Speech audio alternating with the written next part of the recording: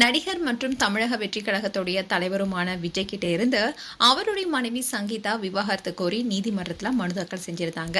இன்னும் ரீசெண்டா 2 பேரும் ஹோட்டல்ல ஒன்னா உட்காந்து பேசியிருக்காங்க. அப்போ சங்கீதா கிட்ட செட்டில்மெண்ட் பத்தி விஜய் பேசியிருக்காரு. அது மட்டும் இல்லாம மகன் மற்றும் மகளுடைய செட்டில்மெண்ட் குறித்தும் பேசியிருக்காங்க. அதோட விஜய் சங்கீதாவுக்கு விவாகரத்து கொடுக்க சம்மதம் தெரிவிச்சிருக்காரு. இந்த விஷயம் தான் இப்ப பேசும் பொருளா இருக்கு. தமிழ் சினிமாவில் முன்னணி நடிகரா வலம் வந்துட்டு இருக்கவர் தான் விஜய்.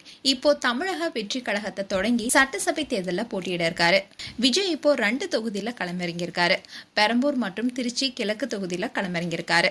இதற்கிடையில தான் விஜய் கிட்ட விவாகரத்து கோரி அவருடைய மனைவி சங்கீதா செங்கல்பட்டு குடும்ப நல நீதிமன்றத்துல மனு தாக்கல் செஞ்சிருந்தாங்க. விஜய் திருமணத்தை மீறிய நடிகையுடனான உறவுல இருப்பதனாலதான் விவாகரத்தை நான் கேட்கிறேன்னு சொல்லியிருந்தாங்க. இந்த விஷயம் அப்ப பேசும் பொருளா இருந்துச்சு. இதை தொடர்ந்து இந்த மனு ஏப்ரல் 20ஆம் தேதி விசாரணைக்கு வர இருக்கு. நாளைக்கு விஜயும் சங்கீதாவும் ஆஜராகும்படி நீதிமன்றமும் உத்தரவிட்டிருக்காங்க. வழக்கு தொடர்பா இருவர்கிட்ட இருந்தும் விளக்கம் கேட்க நீதிமன்றம் முடிவு செய்து இந்த உத்தரவை பிறப்பிச்சாங்க. ஆனா விஜய் நீதிமன்றத்துல நாளைக்கு ஆஜராவாரா என்ற கேள்வி இருந்திருக்கு.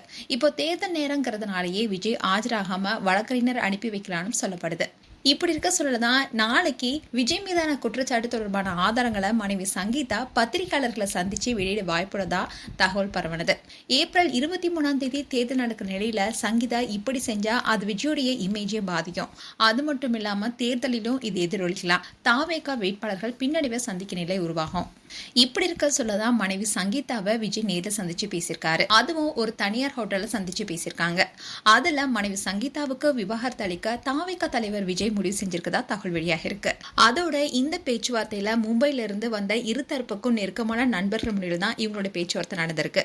அந்த சமயத்துல வேட்பு மனுவில் விஜய் தெரிவித்துள்ள சொத்து அடிப்படையில் தான் செட்டில்மெண்ட் கேட்டிருக்காங்க சங்கீதா. 250 கோடி ஜீவனாம்சம் கேட்டிருக்காங்க. அதோட தன்னோடு சேர்ந்து மகன் மற்றும் மகளுக்கும் செட்டில்மெண்ட் வழங்கும்படி கேட்டிருக்காங்க. ஆனா மனைவிக்கு மட்டுமே 35 கோடி செட்டில்மெண்ட் அளிக்க விஜய் சொல்லியிருக்காரு.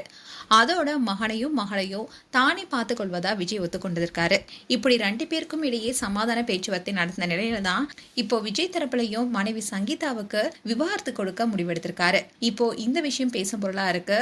மேலும் நாளை நீதிமன்றத்துல விஜய் ஆஜராவாரா, மனைவி சங்கீதா நீதிமன்றத்தில் ஆஜராகி என்ன சொல்ல இருக்காங்க என்பதை பொறுத்து பார்க்கலாம். மேலும் உங்களுடைய கருத்துக்களை கமெண்ட் செக்ஷன் சொல்லுங்க. இது போன்ற வீடியோஸை பார்க்க நியூஸ் தமிழ் கிட்ஸ் சேனலை சப்ஸ்கிரைப் பண்ணுங்க. மறக்காம நோட்டிபிகேஷன் பட்டனை கிளிக் பண்ணுங்க.